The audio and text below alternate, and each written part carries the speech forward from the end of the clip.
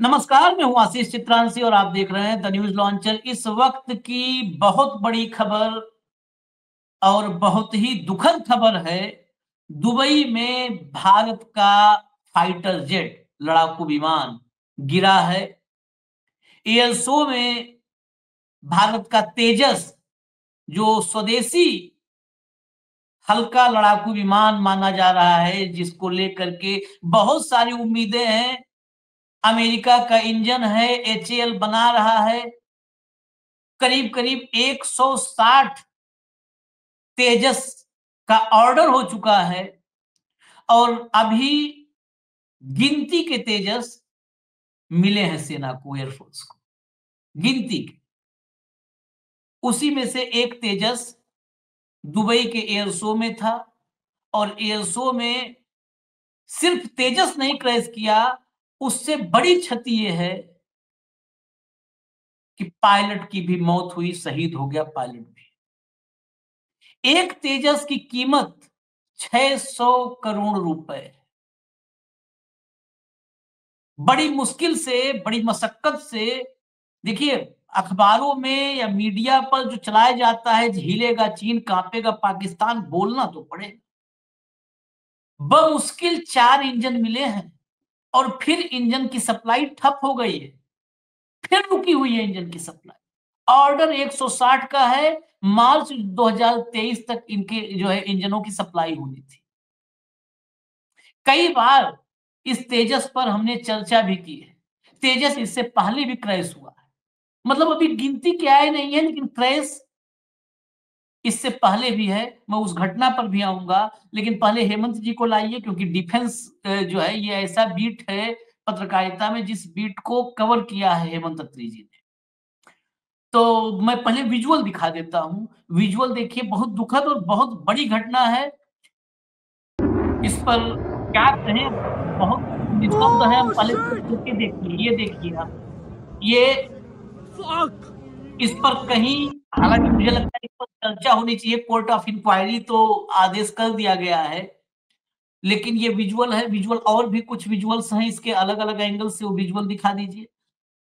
Visual लाइए, दिखाइए, फिर मैं हेमंत जी के पास चलूं, उनके पास कुछ डिटेल भी होगी। ये देखिए, ये देखिए, ये तेजस है।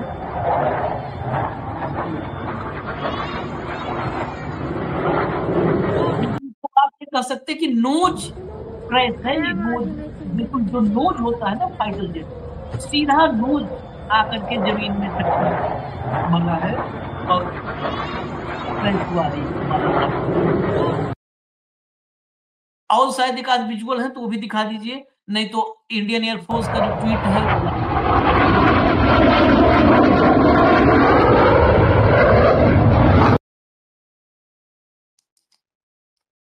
लाइए। जरा ट्वीट लाइए, इंडियन एयरफोर्स का ट्वीट लाइए, जो ऑफिशियल जो है लिखा हुआ वो हम आपको बता दें। अनऑफिशियल तो बहुत सारी इधर उधर चर्चाएं होती रहती हैं। And Indian air force Tejas aircraft met with an accident during an aerial display at Dubai Air Show today. The pilot sustained fatal injuries in the accident. IAF deeply regret the loss of life and stands firmly with the bereaved family in this time of grief. A court of inquiry is being constituted to ascertain the cause of the accident. दुर्घटना के कारणों की जांच के लिए court of inquiry का गठन हो गया है। पायलट की मौत हुई है।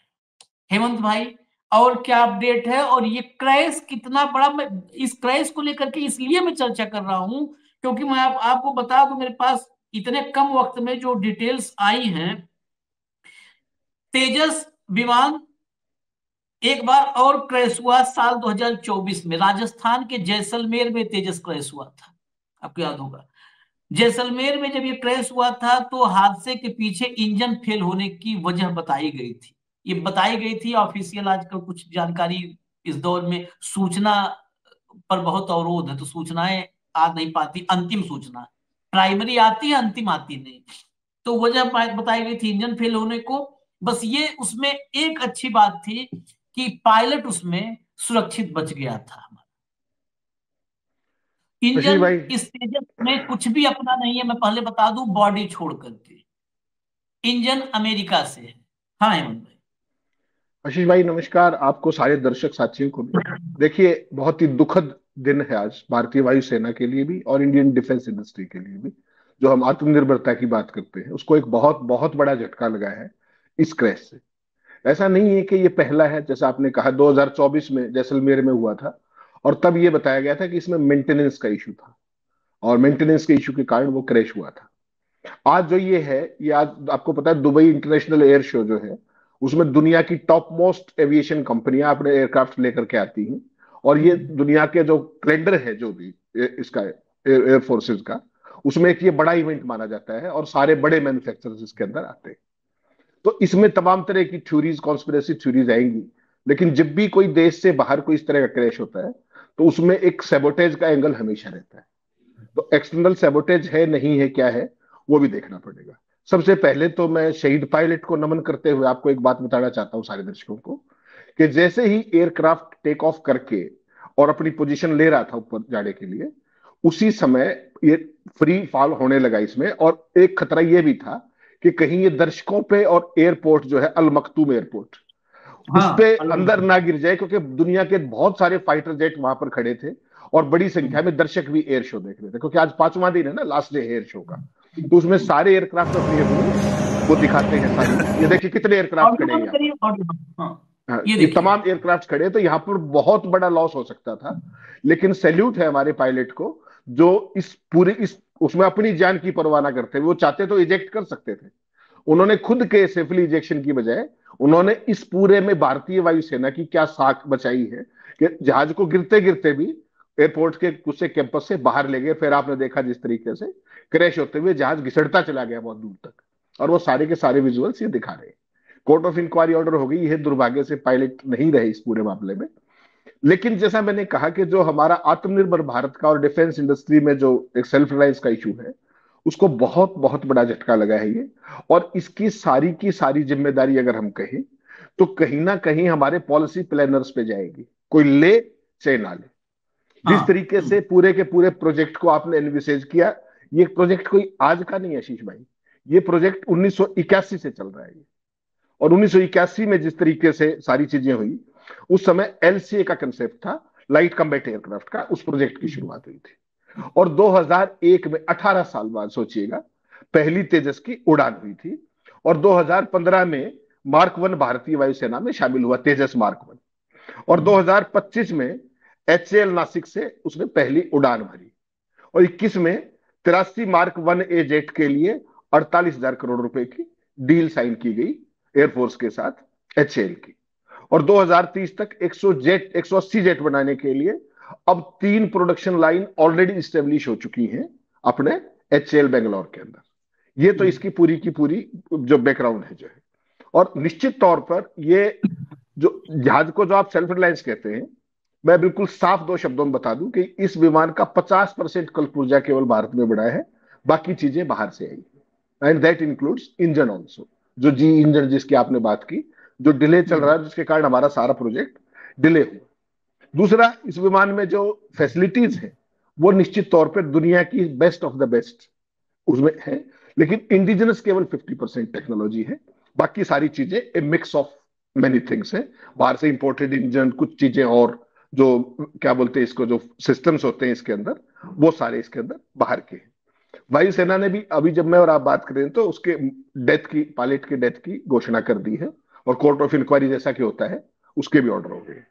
अभी रेस्क्यू जारी है, ऑपरेशन जारी है, और मुझे लगता है एयर शो भी फॉर द टाइम भी रोक दिया गया है। इंडियन टाइम के अनुसार ये अभी शाम को 3:40 पे ये हादसा हुआ है। तो कुल मिलाकर के बेसिकली आशीष भाई बहुत ही दुखद दिन है भारत के लिए। और आपको याद होगा यही तेजस था जिसमें प्रधानमंत्री ने भी 25 नवंबर 2022 को बेंगलुरु में उड़ान भरी थी तेजस फाइटर प्लेन में। और ये किसी भी प्राइम मिनिस्टर की तेजस के अंदर पहली उड़ान थी। और ये एचएएल में बेसिकली उसमें उड़ान हुई थी, अभी टेस्ट पायलट के साथ उन्होंने ये उड़ान की थी। तो चूंकि हम इसमें इंडस्ट्री के तौर पर, अगर एचएएल हमारा सक्सेसफुल तेजस वाला प्रोजेक्ट होता है तो हमारी कीमत सबसे कंपेरेबल है इस श्रेणी के जहाजों के अंदर। आपने इनिशियली इशारा किया कि 600 करोड़ इसकी कीमत है। दुनिया के जो भी इस लेवल के जहाज हैं उनकी कीमत 800 करोड़ से प्लस ही है। इसलिए मैंने कहा कि सैबोटेज के एंगल को आप नकार नहीं सकते। और इसमें क्या है, बेसिकली इसकी खासियत बता दूं मैं आपको। इसकी जो रेंज है, रेंज कहते हैं जो एक फ्यूलिंग के अंदर कितना ये उड़ सकता है, तो बहुत ही जबरदस्त रेंज है। 3000 किलोमीटर तक उड़ान भर सकता है एक फ्यूल के अंदर। लंबाई इसकी 13 मीटर से ज्यादा है। साढ़े छह 6500 किलो का ये जहाज है। इसकी 700 करोड़ रुपए कीमत है और इसकी सर्विस सीलिंग है 16,000 मीटर। 16,000 मीटर तक हाइट ले सकता है ये, और 2205 किलोमीटर प्रति आवर, यानी कि सुपरसोनिक एयरक्राफ्ट है ये। इसके अंदर तमाम जितनी भी चीजें हैं वो एवियोनिक्स से लेके हर चीज वो इंटरनेशनल स्टैंडर्ड्स की है। और जो वेपनाइजेशन जिसका जो इसके सारे वेपन इंटीग्रेट होते हैं वो भी टॉप ऑफ द वर्ल्ड, हर तरह की उसमें वो है। इसलिए मैंने कहा कि जो बाकी सवाल है प्रोजेक्ट में डिले और सारी चीजें अमेरिकन इंजन्स की है, एक बात आपको माननी पड़ेगी, भारत को तेजस इंजन की सप्लाई अमेरिका से क्यों डिले हुई? अमेरिका तो किसी इस तरह के युद्ध में नहीं फंसा हुआ। रशिया से तो आप कह सकते हैं, रशिया में तो S-400 की, चूंकि वो खुद फंसे हुए यूक्रेन के अंदर, तो S-400 की डिलीवरी जो हमारा सिस्टम है उसमें थोड़ी बहुत डिलीवरी में डिले हो रही है। लेकिन अमेरिका में तो ऐसा कुछ नहीं है। हकीकत क्या है आशीष भाई, दुनिया की जितनी भी बड़ी कंपनियां हैं जो फाइटर जेट्स बनाती हैं, ये बहुत बड़ी एक लॉबी है जो पूरी दुनिया का नीति निर्धारण भी तय करती है। उसमें चाइना एक बहुत बड़ा प्लेयर होके आ रहा है, स्वीडन ऑलरेडी है, यूरोप खुद है, अमेरिका की आपको पता है लॉकहीड मार्टिन और तमाम तरह की कंपनियां, फ्रांस की दसॉ है, तमाम कंपनियां इसके अंदर है। तो भारत जैसा देश अगर कम कीमत पे बेहतरीन जहाज दुनिया को देने लगे तो हम एक बहुत बड़ी डिफेंस इंडस्ट्री के तौर पे उभर सकते हैं। लेकिन उसके लिए हमारा R&D है वो हमारे देश में करना पड़ेगा। ये नहीं कि जहाज का बाकी स्ट्रक्चर और सब चीजें मैं बना दूं और इंजन के लिए मैं आपके ऊपर बैठा रहूं, तो आप तो नहीं देंगे इंजन। क्योंकि सबसे बड़ा दुनिया का खिलाड़ी कौन है डिफेंस इंडस्ट्री के अंदर? अमेरिका सब क्या खाता है? जो सबसे ज्यादा हथियार ही बेचता है वो दुनिया में, इसलिए जूत बुझवाता है सबका, आज वो लड़ पड़े, आज वो उससे लड़ करवा दे, काम ही ये है अमेरिका का। तो उनकी कंपनियां क्यों चाहेंगी कि भारत इस मामले में एक और कंपिटिटर आगे है और जिसके प्राइस बड़े कंपिटिटिव है? इसलिए मैंने आपको कहा कि इसमें एक सबोटेज का एंगल भी है। भारत सरकार को इस सारे मामले की एक जांच में एक ये एंगल जरूर जोड़ना चाहिए। और आपको ध्यान होगा 2 दिन पहले एक मिस इन्फॉर्मेशन फैलाई गई थी कि अपना जो तेजस वहां गया हुआ है उसमें से तेल लीक कर रहा था। वो भी PIB ने फैक्ट चेक करके बताया था कि ये तेल लीक जैसी कोई घटना नहीं है, ये रूटीन प्रोसीजर के तहत उसमें से पानी निकाला जा रहा था। मैं चाहूंगा PIB का फैक्ट चेक भी दर्शकों को दिखा दे। इससे ये साफ होता है कि पूरी दुनिया के अंदर हमारे जहाज को लेकर के, हमारी टेक्नोलॉजी को लेकर किस तरह का एक प्रतिरोध है हमें बदनाम करने का। इसलिए मैंने आपको कहा कि सबसे जरूरी बात है कि कोई एक बात पे मैं आप मेरा सवाल है आपसे। हम मतलब ये तेजस को लेकर के हम पढ़ रहे हैं लगातार जो मीडिया में कि ये हिलेगा, पाकिस्तान कांपेगा, चीन टाइप में नष्ट हो जाएगा, पूरी दुनिया नहीं बचेगी। आपसे ही मैं जानना चाह रहा हूँ, आप डिफेंस कवर किए हो और इस पे कि हमारा बहुत सस्ता है और बहुत अच्छा है क्या हमारा उसमें, वो जरा मुझे बता दो। उस तेजस में हमारा क्या है वो मैं जानना चाहता हूँ, दर्शकों तक भी चाहता हूँ जाए, उसमें हमारा क्या है। नहीं, देखिए बेसिकली क्या है कि कुछ मिसाइलें हम अपनी इंटीग्रेट कर सकते हैं, कुछ अपने वेपन सिस्टम हमारे का इंटीग्रेट कर सकते हैं। मैं तेजस की बात कर रहा हूँ। तेजस में क्या है, इंटीग्रेट करने के लिए तो हम उसमें करेंगे, राफेल में कर लें, हम मिराज में कर लें, हम सुखोई में कर लें, हम मिग में कर लें। तेजस में एज ए फाइटर जेट एक तो 4.5 जनरेशन का है, 6th जनरेशन पर दुनिया जा रही है, 6th जनरेशन पर दुनिया जा रही है। ठीक है, अदृश्य फाइटर जेट तक पहुंच चुका है रसिया। आज की तारीख में बात हो रही है हमारे यहाँ भी कि हम रूस हमको ये दे देगा। मैं चाहता हूं कि हम अपने, ठीक है, मतलब हम आत्ममुग्धता वाले भाव में मैं जीना ही नहीं चाहता। हमारा तेजस में हमारा क्या है उसमें बैठे हुए नरेंद्र मोदी को छोड़ के? नहीं, बहुत कड़वा सवाल है, वो चाहे दर्शकों को लगे। ये सफर जब से शुरू हुआ है, बताया हेमंत जी ने, सफर शुरू हुआ कावेरी इंजन, ये प्रोजेक्ट ही आज तक इसलिए अटका है। इसमें ये नहीं कहूंगा कि नरेंद्र मोदी कसूर की बात की, खाली नरेंद्र मोदी कसूर है। नरेंद्र मोदी के साथ ये है कि नरेंद्र मोदी उसकी भी मार्केटिंग कर ले रहे हैं। बाकी इसमें इसके पहले की चाहे अटल बिहारी वाजपेयी की सरकार रही, चाहे उसके पहले की कांग्रेस की सरकार रही, मैं सबको लपेट रहा हूं इसमें।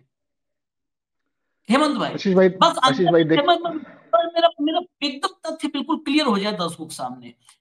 मुझे एक लाइन की बात है कि कावेरी प्रोजेक्ट, कावेरी इंजन, ये तेजस के लिए ही कावेरी प्रोजेक्ट शुरू हुआ था, शायद 87 में शुरू हुआ होगा, क्योंकि अभी इतने समय में तो बिल्कुल मैं दोबारा नहीं, 87 में शायद शुरू हुआ कावेरी इंजन का प्रोजेक्ट, कावेरी प्रोजेक्ट। तो कावेरी प्रोजेक्ट 91 आते आते झटका लगा, फिर मतलब आगे चल के वो प्रोजेक्ट ठप हो गया, क्योंकि लड़ाकू विमान के लिए आप बॉडी ढांचा कैसा होना चाहिए, पूरा स्ट्रक्चर कैसा होना चाहिए, चलो वो सब फिर भी मुझे लगता है कि वो 10% या 20%, 80% तो इंजन है ना साहब। इंजन हम कावेरी नहीं डेवलप कर पाए, तब कांग्रेस की सरकारें थी, नहीं डेवलप कर पाए, वो थर्स्ट ही नहीं मिला जो थर्स्ट चाहिए फाइटर जेट को, नहीं मिला। आज भी हम जीई पर डिपेंड है, आपके पास पूरी इंफॉर्मेशन है। मार्च शायद 2023 था का इसका इंजन, जी इंजन के डिलीवरी की डेट, डिलीवरी की डेट, यस। मार्च 2023 था।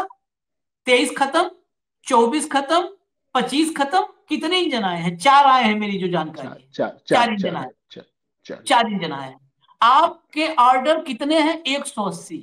4 आए कितने दिन में? 2023 में डिलीवरी मार्च हो जानी थी, आपके आशीष भाई, 25 खत्म होते होते आशीष 4 भाई, इंजन आए।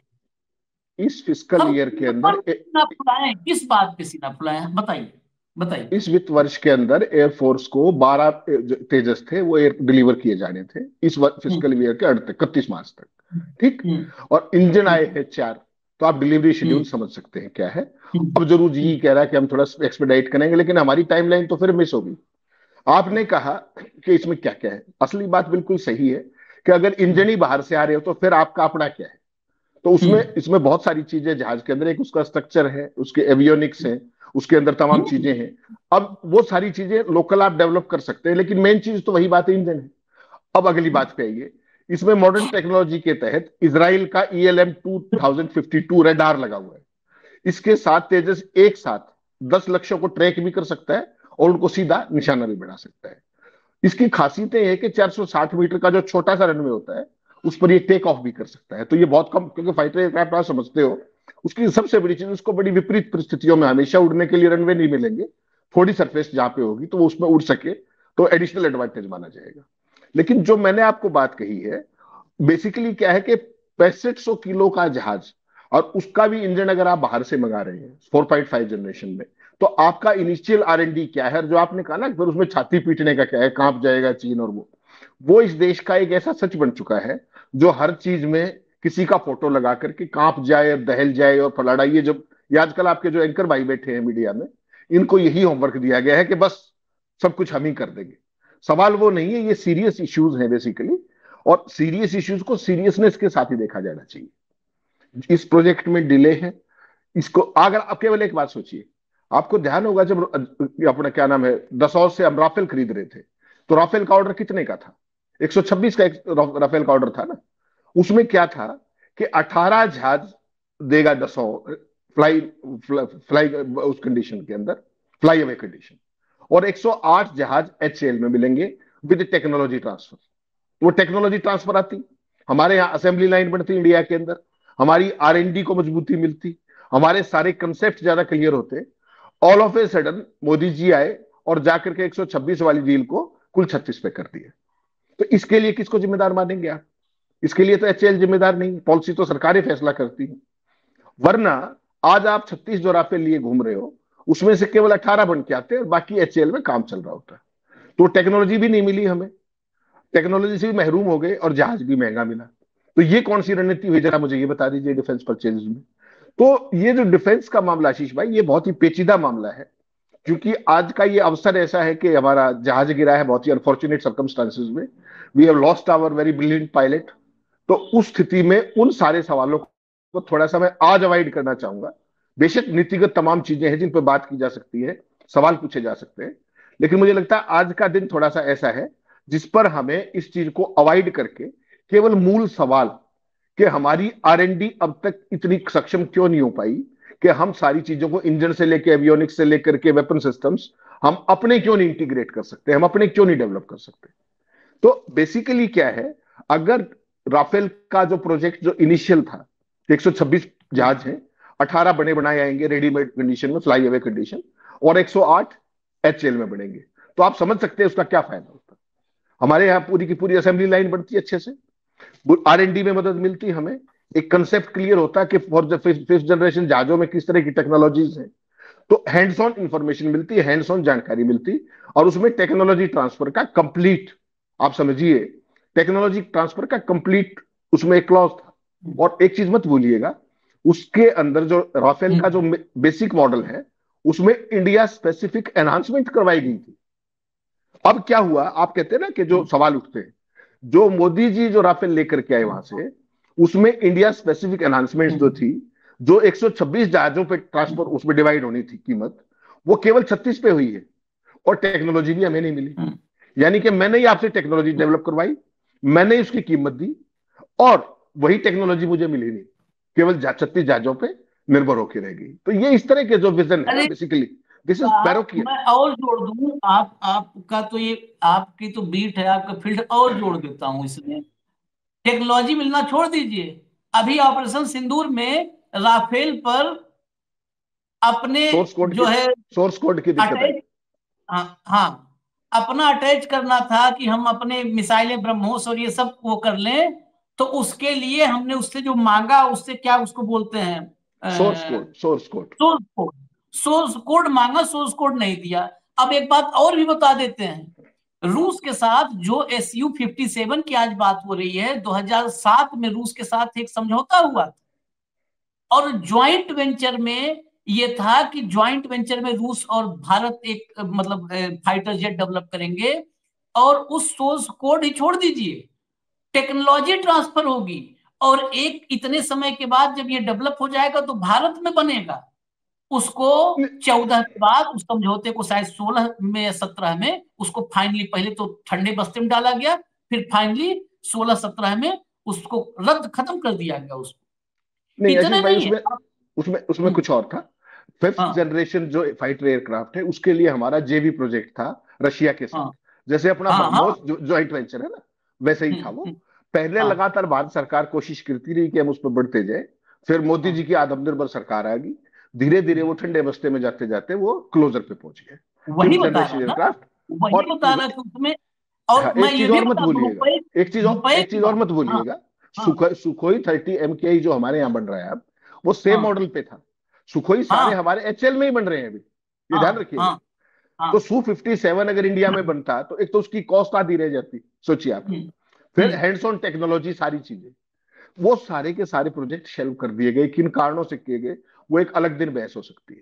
हम्म लेकिन कुल मिलाकर के डिफेंस इंडस्ट्री के लिए जो ये नीति निर्धारण में जो ये खेल होते हैं ना, ये 126 के जहाज है, उसको 36 कर दिया आपने, बिना कोई कोई मीटिंग नहीं हुई, डिफेंस एक्विजिशन काउंसिल की कोई मीटिंग नहीं हुई, किस तरीके का कोई फैसला नहीं हुआ, एयरफोर्स ने कहीं कुछ नहीं किया, जाकर के हम्म। बता दिया 36 जहाज लेंगे, ऑफ द शेल्फ लेंगे, बड़े बनाए दे दीजिए आशीष तरंसी, आप 36 जहाज आपके पास है मुझे दे दीजिए, टाइमलाइन फिक्स कर दी, रेट फिक्स कर दिया। कीमत कितनी बढ़ गई सोचिए, जो कीमत इंडिया स्पेसिफिक इन्हांसमेंट्स की 126 जहाजों में डिस्ट्रीब्यूट होनी थी, वो 36 पे हुई, और टेक्नोलॉजी नहीं मिली आपको। तो ये कौन सा क्रांतिकारी खरीद करी भाई साहब आपने, किसी सवाल का जवाब नहीं, कोई जवाब नहीं। जवाब ही तो दिक्कत है। जवाब आज क्रैश कर गया, एक हमारा पायलट नहीं रहा, जवाब ही तो नहीं है।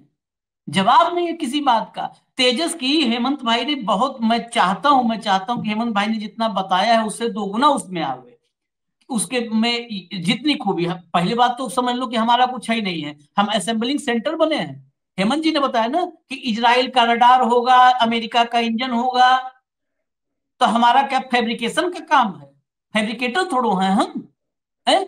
और विश्वगुरु बनेंगे। ये बातें कड़वी हैं, लेकिन भाई बातें ऐसे थोड़ो कि नहीं करेंगे, हम बात ना करें, पहली बात। दूसरी चीज, जितनी खूबियां मैं चाहता हूं कि उससे ज्यादा निकले, जितनी खूबियां कि ये तेजस में होगा, वो खूबियां आज सब कुछ सिर्फ लिखित में है। लिखंत में और भवंत में फर्क है ना। अब होगा तब ना, जब जब तेजस को, अभी तो तेजस एयर शो में गया था, अभी तेजस को हमने देखा कहाँ? खाली तेजस को अगर देखा है तो मोदी जी के बैठने देखा था, उसके अलावा देखा तो राजस्थान में क्रैश हुआ, एयर शो दुबई में क्रैश हुआ। देखिए, अगर हम किसी भी समाज में, किसी भी सिस्टम में, हमको ये दृष्टि रखनी पड़ेगी कि मतलब ये हमारा बेटा है तो हमारे बेटे 32 दांत के बजाय 34 दांत हैं, ये हम नहीं कहेंगे जब तक हमारा बेटा गन्ना न चूसे। पता चला गन्ना मुंह में लगाया और 3 दांत बाहर आ गए। ना ना, हमारा बेटा 34 दांत वाला है, अखरोट फोड़ लेता है और पता चला बर्फी खाने में उसके 2 दांत बाहर आ गए।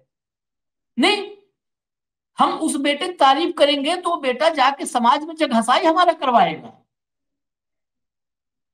हमें उसको देखना होगा कि प्रैक्टिकली धरातल पर क्या है। जब तेजस आएगा, अभी तो मैं वही कर रहा हूं कि असेंबलिंग के जरिए अपना तेजस जब आएगा, वो तेजस जब आजमाया जाएगा। चीन ने किया ना, चीन ने अपने हथियारों का, अपने एयरक्राफ्ट का किया ना, पाकिस्तान के साथ प्रॉक्सी वॉर में इस्तेमाल किया। अभी अमेरिकी रिपोर्ट में भी ये बात लिखा है। अमेरिका दुनिया भर में युद्ध करवा के करता रहता है। हमारा तो गया एयर शो में ही था ना।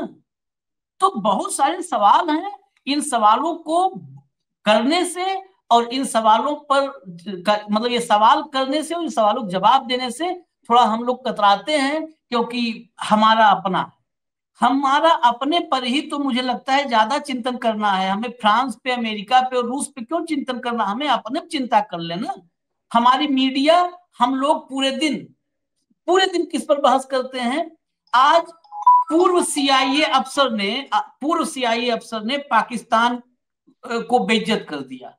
पूर्व सीआईए, वो भी एक, वर्तमान नहीं है, पूर्व। हमारे यहाँ सबकी हेडलाइन लग गई।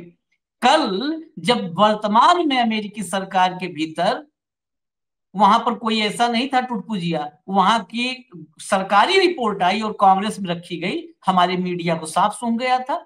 जिसमें हमारे में पहलगाम आतंकी हमले में जहां पर हमारी बहनें विधवा हो गई, उसको बताया गया विद्रोह था, वो विद्रोही हमला था, उसे आतंकी हमला नहीं बताया। इससे बड़ा झटका क्या होगा, 51 लोगों को भेजे थे, अमेरिका भी गए थे।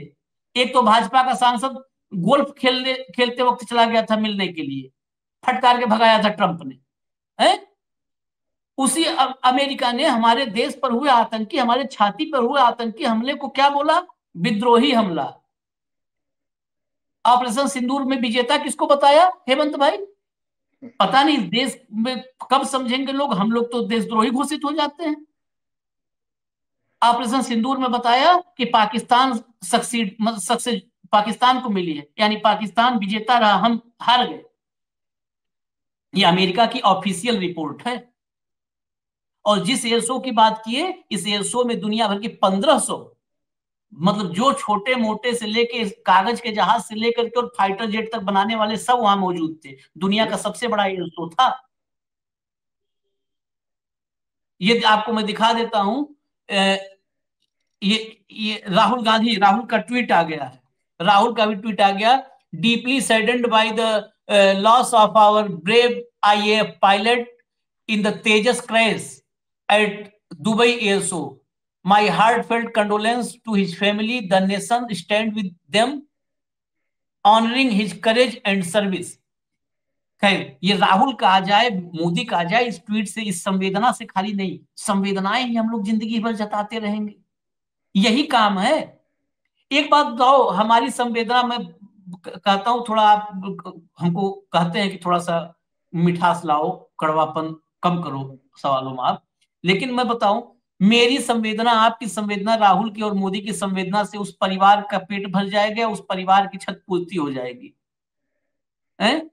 नहीं आशीष भाई, ये जो कुछ आपने कहा ये सारे सवाल हैं, और निश्चित तौर पे दिवंगत पायलट के प्रति हमारी सबकी श्रद्धांजलि है, उनके परिवार को ये सहन करने की शक्ति मिले। और ये सारे सवाल हैं जिन पर समय समय पर बात होती रहेगी। जो मुझे लगता है फिर भी कि डिफेंस पॉलिसी प्लानर्स को किस तरीके से डिफेंस प्रोडक्शन में आत्मनिर्भर हुआ जाए, आर एंड डी में कैसे आगे बढ़ा जाए, ट्रांसफर ऑफ टेक्नोलॉजी पे कैसे जोर दिया जाए, इन सारे सवालों पर जरूर एक ओवरऑल एक ब्रॉडर व्यू लेकर के और रीथिंक करने की जरूरत है। आपको पता है पिछले दिनों एयर चीफ गए थे बेंगलुरु एचएएल में, और किस तरीके से उन्होंने प्रोजेक्ट्स की डिले पर काफी नाराजगी जाहिर की थी, वो भी काफी वायरल हुआ था। तो ये सारे सवाल हैं जिन पर रह रह करके चर्चा होती रहेगी। मुझे लगता है आज का शो हम जो दुबई एयर शो के अंदर जो ये हादसा हुआ है, इसमें दिवंगत पायलट के प्रति अपनी विनम्र श्रद्धांजलि के साथ ही समाप्त करते हैं।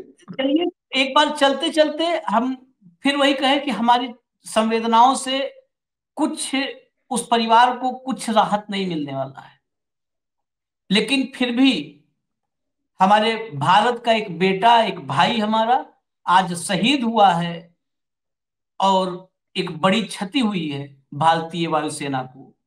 तो अंतिम प्रणाम, श्रद्धा सुमन उस जाबाज पायलट के लिए। हमको इजाजत दीजिए, लेकिन हमें ये चिंता जरूर करनी होगी, हमें इस पर चिंतन मंथन जरूर करना होगा कि दोबारा ऐसी घटनाएं ना हो, हमारे एयरफोर्स को या हमारे पायलट को कोई क्षति ना हो। धन्यवाद, नमस्कार।